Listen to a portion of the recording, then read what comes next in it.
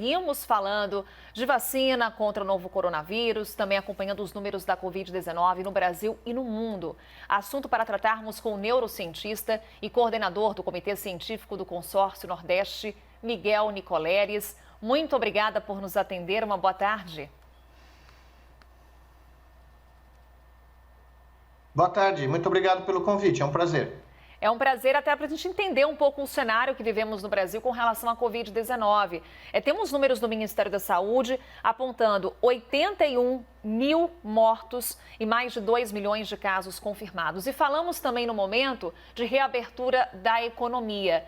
É prematuro falarmos na volta às atividades?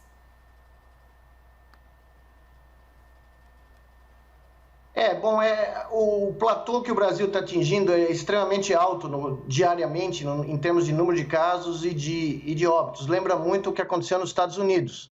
Os Estados Unidos atingiu no final de abril um platô de 20 mil casos e basicamente ficou 3 meses nesse platô, abriu prematuramente todas as atividades no sul do país, na Califórnia, no Texas, na Flórida, e a gente vê hoje o que aconteceu, né? Atingimos agora nos Estados Unidos um platô de mais de 65 mil casos, triplicou em 3 semanas, basicamente, o número de casos do país. Então, nós corremos o risco de ter o mesmo fenômeno aqui. Se a pandemia não estiver controlada numa certa cidade, num certo estado, a abertura prematura, sem critérios epidemiológicos claros, pode levar a explosões exponenciais, como a gente viu nos Estados Unidos. Então, esse é o grande drama desse momento aqui no Brasil, né? Encontrar esse equilíbrio, mesmo porque as recomendações da Organização Mundial de Saúde são muito claras para quando você pode abrir ou não a economia de uma cidade num surto, né, do coronavírus. A questão aí, boa tarde, doutor Daniela Lima aqui falando com o senhor. A questão aqui, por exemplo, em São Paulo, nós temos uma divisão por regiões, né? Então, a capital paulista liberou uma série de atividades, está na chamada fase amarela, menos gravosa, com medidas menos gravosas de isolamento. Mas houve aí uma interiorização muito forte da pandemia e locais que antes não estavam sentindo qualquer efeito ou efeitos mais severos da chegada da doença ao Brasil agora estão. Como é que se equilibra essa diferença de incisividade com a qual a Covid-19 agora está, para pegar no exemplo, no estado de São Paulo?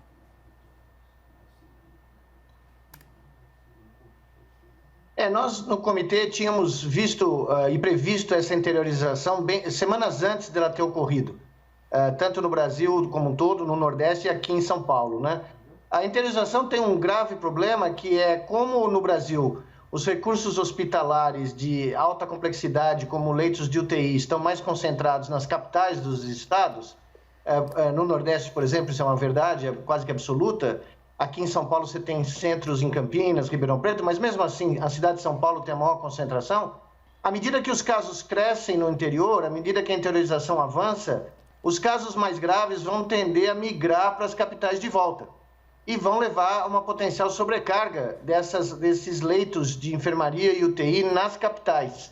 E já existe o governador de São Paulo falou que os níveis estão muito tranquilos. Eles não são tão tranquilos assim, né? 65% a 70% de ocupação não é muito tranquilo se você levar em conta a potencial volta de casos graves do interior para a cidade de São Paulo. E essa volta pode levar a novos casos, a novas infecções na capital. E aí você perpetua o ciclo, porque algumas desses casos vão voltar para o interior e gerar um ciclo vicioso, uma retroalimentação entre interior, capital, interior, e isso seria totalmente indesejável. São Paulo não deveria ter aberto da maneira que abriu, na minha opinião, e na opinião de vários especialistas, inclusive da Universidade de Oxford. Soltou um estudo há 3 semanas, mostrando que essas aberturas aqui no Brasil foram prematuras, e em São Paulo especialmente. Porque você tem um platô aí de 6 mil casos ou mais diariamente, 300 mortes ou mais diariamente. É uma situação muito perigosa para você relaxar qualquer coisa, né? E baixar o isolamento social. Então, ainda falando nessa questão de reabertura, doutor Miguel Nicoleles, muito se fala nesse momento na volta às aulas. Salvo engano, 9 estados pretendem retomar as atividades escolares no mês de setembro. também estamos falando numa antecipação? Reafirmo a pergunta que eu fiz anteriormente, é prematuro falarmos de volta às aulas?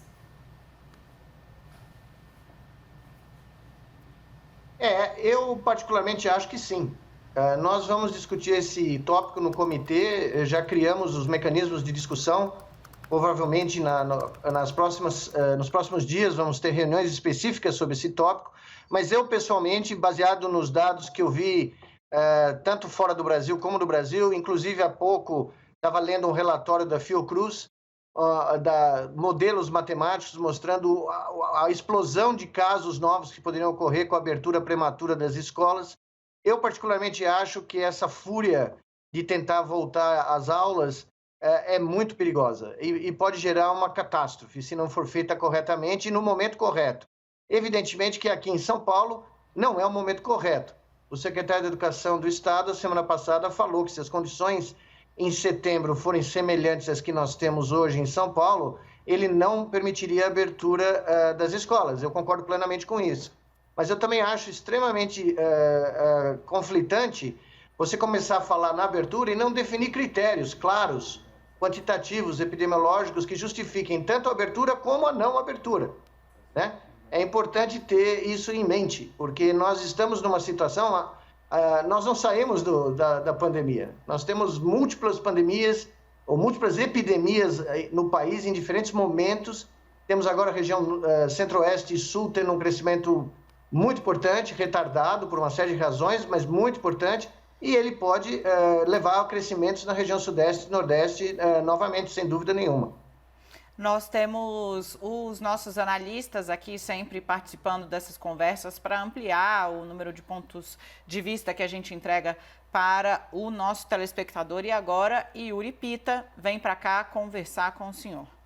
Obrigado, Daniela. Doutor Nicoleles, queria ouvir um pouco. Essa semana voltou a se discutir a questão de medicamentos ali, quer dizer, é uma discussão que aqui no Brasil ainda nunca saiu da agenda no fim das contas, mas houve um posicionamento da Associação Médica Brasileira defendendo a autonomia dos profissionais, dos médicos, para receitarem hidroxicloroquina e criticando a politização desse assunto. Tem a ivermectina, que também entrou nesse debate. Queria que o senhor falasse um pouco dessa questão, do quanto que se politizou a questão dos medicamentos em relação para tratar pacientes da Covid-19 e qual é a orientação que o consórcio Nordeste tem adotado na rede pública dos estados do consórcio em relação ao tratamento dos pacientes, sejam ambulatoriais, casos leves, sejam os casos mais graves.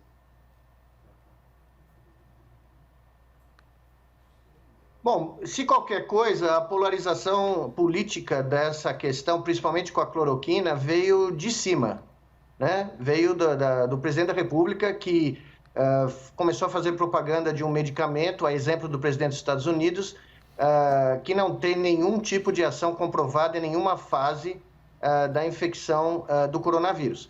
O Comitê Científico do Consórcio Nordeste, desde os seus primeiros boletins, firmou posição muito clara de que, no caso da cloroquina, da hidroxicloroquina, a total falta de evidência científica de qualquer benefício, e pelo contrário, dos riscos que poderiam ser a ocorrer em pacientes tomando esse medicamento durante uma infecção do coronavírus, o consórcio manifestou nos seus 9 boletins contrário a qualquer uso dessas drogas no tratamento do coronavírus. Isso é uma posição absolutamente concretizada. Eu vivo dizendo que a cloroquina só não recebe a pá de cal final porque nós estamos no Brasil, né? Porque no resto do mundo ela já recebeu, inclusive nos Estados Unidos, né? Eu moro há 32 anos nos Estados Unidos e todos os meus colegas pesquisadores já dizem para mim que não existe mais esse resquício, no ponto de vista científico, de qualquer oposição.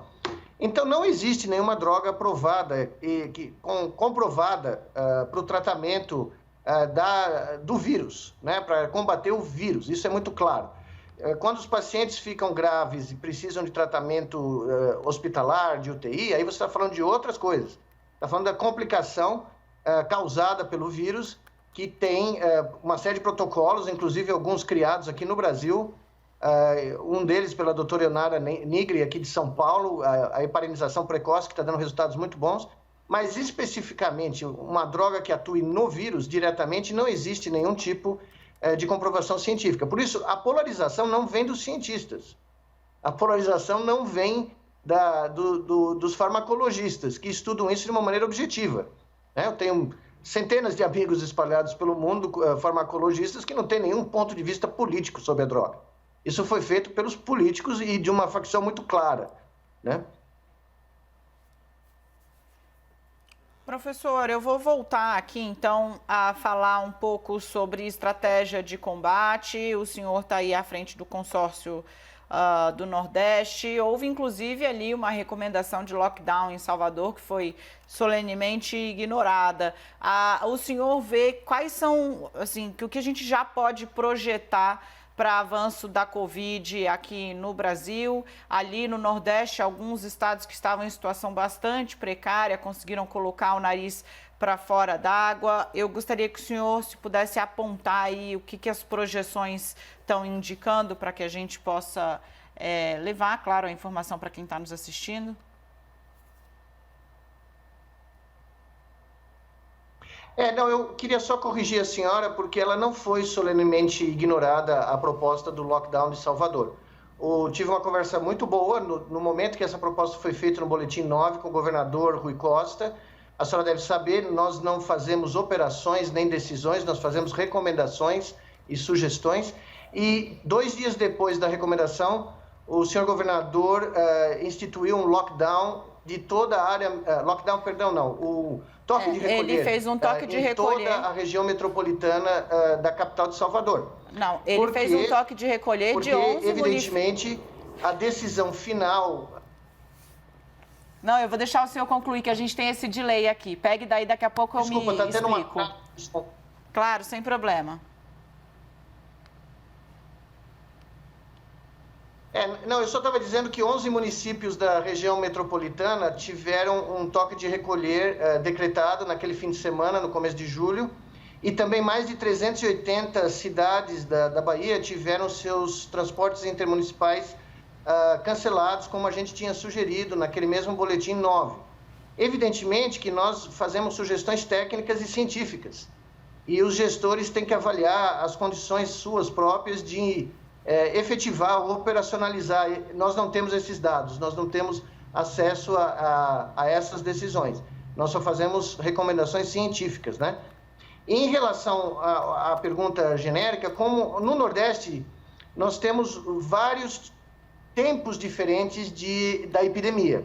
Por exemplo, nas cidades de São Luís, Fortaleza e Recife, e um pouco mais João Pessoa, mais recentemente, que fizeram lockdowns, respondendo inclusive a recomendações do Comitê Científico, houve um achatamento muito importante do número de casos e também, talvez até mais importante, dos óbitos. Então, essas cidades têm momentos melhores nesse momento, principalmente São Luís e Fortaleza. Todavia, o interior desses estados, estão sofrendo com o mesmo problema que aqui em São Paulo. Nós temos esse efeito bumerangue que eu descrevi há pouco, está ocorrendo no interior desses estados. E uma grande surpresa que eu sempre gosto de falar é o Piauí, que tem os melhores indicadores do Nordeste, né, porque implementou basicamente todas as técnicas conhecidas de manejo de boas práticas, bloqueios sanitários nas rodovias, instituiu o que a gente chama de brigadas emergenciais de saúde para ir de encontro às pessoas nas casas, para procurar pessoas infectadas e isolá-las, usou o nosso aplicativo telefônico para acoplado à telemedicina, enfim. Essas medidas todas juntas fizeram do Piauí um dos melhores exemplos do Brasil e do Nordeste, com certeza. Perfeito, doutor. Olha, não quero de forma alguma me estender aqui numa discussão com o senhor, mas é só para trazer os fatos objetivos. O consórcio apresentou a recomendação de lockdown em Salvador e ela não foi adotada. O prefeito ACM Neto, em entrevista que a CNN exibiu, descartou 100% essa possibilidade. O governador Rui Costa, que é presidente do consórcio do Nordeste, onde o comitê inclusive atua, em parceria com os prefeitos, decretou toque de recolher, não lockdown, em regiões, em cidades que circundam ali. Mas em Salvador, que foi o que eu disse, não houve e a declaração foi dada de público pelo prefeito. Então, só para ficarmos aqui todos na mesma página, podemos seguir. Carol? Doutor Nicoleles quer fazer uma colocação? Não, veja, eu não tenho nenhum problema em...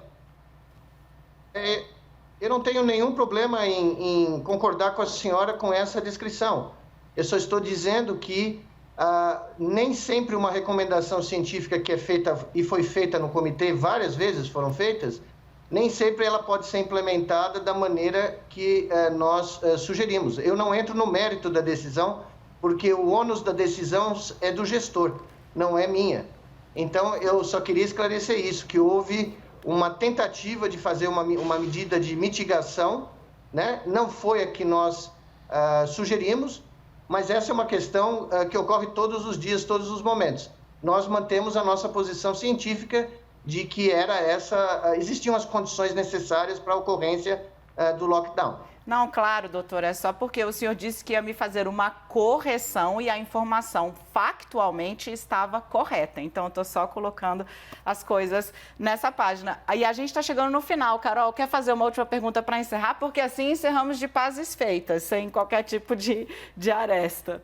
Podemos, Robson, nosso editor-chefe, libera para mais uma pergunta. Só para a gente fazer, doutor Nicoleles, para a gente finalizar, entendendo um pouco do comportamento do vírus no nosso país. Ainda temos na região norte a maior taxa de letalidade por conta da Covid-19, mas estamos acompanhando, nesse momento, um crescimento do número de casos e de mortes no centro-oeste e no sul do país. Qual é a conclusão que podemos chegar? O avanço do vírus para a região centro-oeste e sul do país, a tendência agora do vírus seria essa?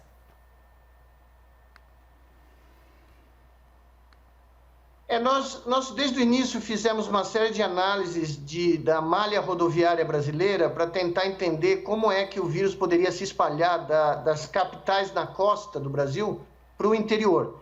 E essa análise levantou as hipóteses que haveria um retardo da chegada do vírus na região centro-oeste e também na região sul, pelo momento em que o vírus chegou no Brasil, no verão, na época do carnaval, principalmente pelos aeroportos internacionais da costa e principalmente pelo aeroporto de Guarulhos, e aqui em São Paulo. E essa análise mostrava que o maior fluxo, tanto rodoviário como aeroviário, dentro do Brasil, se daria para o Nordeste, principalmente passando pelo Rio de Janeiro e subindo pelas BR-101, BR-116.